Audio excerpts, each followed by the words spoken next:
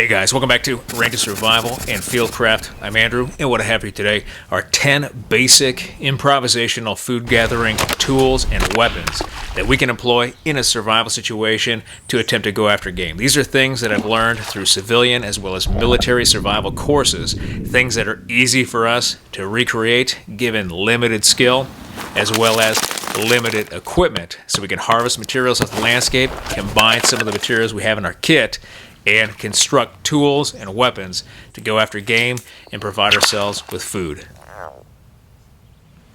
It doesn't take much to recreate the 10 items I'm about to show you. As far as our basic kit today, what we're going to use is some cordage, some fishing line, some hooks, and then a variety of cutting tools, multi-tool, as well as a folding knife, our field knife, and a machete to craft basic objects to guarantee us some food off the landscape. Now, that first item we're going to have as part of our improvisational food gathering tools and weapons is going to be the sling and stone, David and Goliath style. We made this in our last video, which is why I include it in this one, because it's too easy for us to recreate. All we need is about a 15-foot section of paracord or so, and then if we understand basic weaves and knots, we can create the pocket for the sling and stone and start hurling rocks upwards of 150 or 200 miles an hour at targets. It takes some practice, but if we get good, we can guarantee ourselves food. Another basic item that we can recreate off the landscape is a simple frog gig. Instead of carrying that spearhead in, we can actually craft everything we need off the landscape given our survival knife and some cordage. We're going to make 4 tines, sharpen those up, and even notice the pot hanger notches we have on the inside of the tines to help catch that game. Once we're ready, we just go down to the water's edge, find those frogs, and then spear those frogs, pinning them down against the ground underneath the water. Reach down, grab that frog, pull it up. We can move back to camp after we have that frog. Live food never spoils.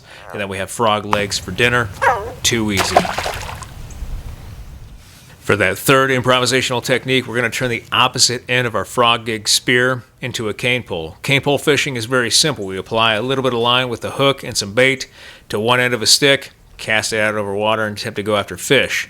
This time we can turn that spear into a multifunctional tool by turning its opposite end into our cane pole. We take out that 550 cord, and we're going to make a basic whipping at the end of our spear, leaving just a little bit of excess with our stopper knot at the end. We pull that excess through and tightening down the whipping, and we have that excess left where we can attach our line with hook, bobber, and bait and use that as our cane pole to go after fish at the water's edge. What we've created with this simple lashing technique is called a tenkara lash, or attachment point that we can use for the remainder of our fishing tackle, the line, the hook, bobber, and bait. Now that we have everything set up, all we have to do is cast it out into the water, go after fish, pull it in, and we have a meal. Another simple fishing tool that we can employ is something called a hobo reel. We can make this out of just about anything. All we really need is some line, hooks, bait, maybe a bobber or sinker or two, and we can put this together easily. In this case, we're going to use just a small piece of wood. We've actually taken that piece of wood, hollowed out the center, and put a cork in the bottom to create a compartment to store our tackle if we need to. But this makes a great fish catching device. Here's a technique to add some extra cordage onto our hobo reel. Save it for later, but give ourselves a lanyard at the same time. We're going to create a simple whipping, only this time we're going to double that whipping with 2 bites, creating 2 loops top and bottom of our hobo reel with cordage. We're going to start at the bottom, wrap up with the excess running end of our cordage until we hit the top. We're going to feed that excess through that top loop, grab the bottom loop, pull down tight, and now we have a whipping that's secure, but also a lanyard so we don't drop our hobo reel in the drink. And then once we're ready with that, we just put our bobber, our hook on our line, as well as some bait. We go down to the water's edge, and we can toss this out as far as we need to go after fish. This is a perfect technique to carry with us. It's mobile, agile, hostile, and gets us food. When we think of minimalist, improvisational hunting and gathering tools, this should be the first thing that comes to mind. This is called a trot line, and we can use this in a concealed method by staking it underneath the water, throwing it out, and letting it work for us undetected while we're in our hide site. All we need is some paracord, some line and hooks, or maybe leaders to put this together. We're going to use basic knots that can be undone very easily for our trout line using one single piece of cordage. That is the Alpine butterfly knot. We make 3 wraps over our thumb, take the middle wrap underneath the top, back over the top and bottom, and then underneath and through. We pull it tight, and we have our Alpine butterfly knot where we can attach our leaders. With a longer section of paracord, we can repeat the Alpine butterfly knots and space them out along the length of our cordage so the leaders we're going to attach don't get caught up with one another. Once we have them spaced out enough, all we have to do is take out our leaders. We're going to attach them as best as possible and then finally bait the hooks. From here, we're going to grab the other end of our cordage and stake it out. We're going to use this dead tree stump as an anchor point for our trot line. We're going to move back to the opposite end, find a rock, and we can attach that rock to the cordage using the best knot possible. From here, we're going to walk away from our anchor point, holding that rock and our cordage in our hand.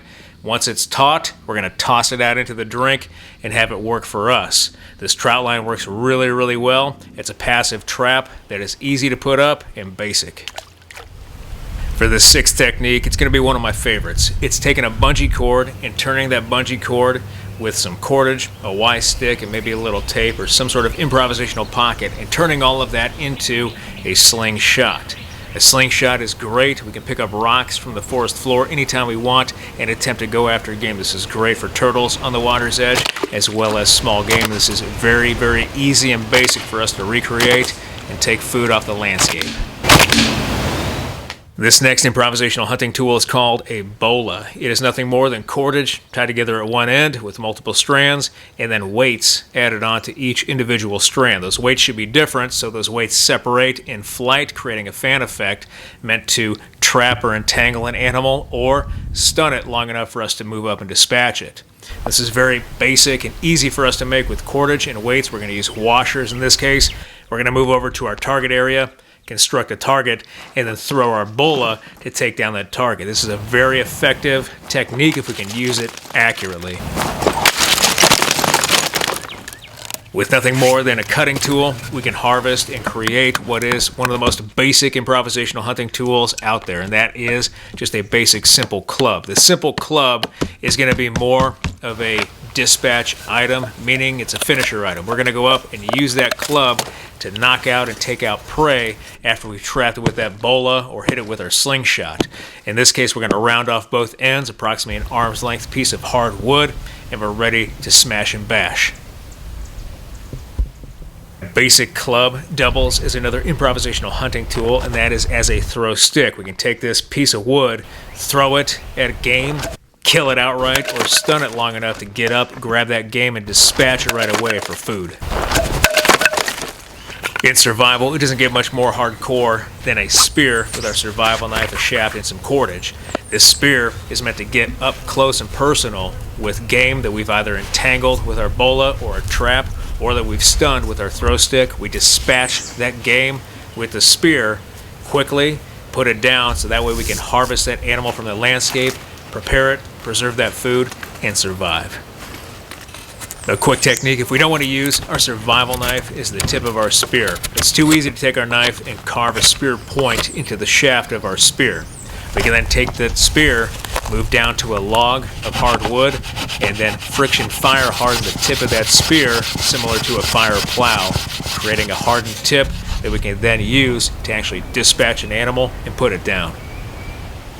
Alright guys, a very quick video today on 10 improvisational hunting and food gathering tools and weapons that we can use in survival to go after game. These are very basic items. They require minimal kit and minimal skill to put together and then employ out in the field. I really hope you liked this video. If you did like this video, hit that like button, hit that subscribe button, leave me a comment in the comment section. I always appreciate your feedback. I want to thank you guys for everything you do for me, for this channel, for your likes, your views, your subscriptions, your comments, your feedback, and your shares. And I'll be back with another video as soon as I can, guys. Thanks.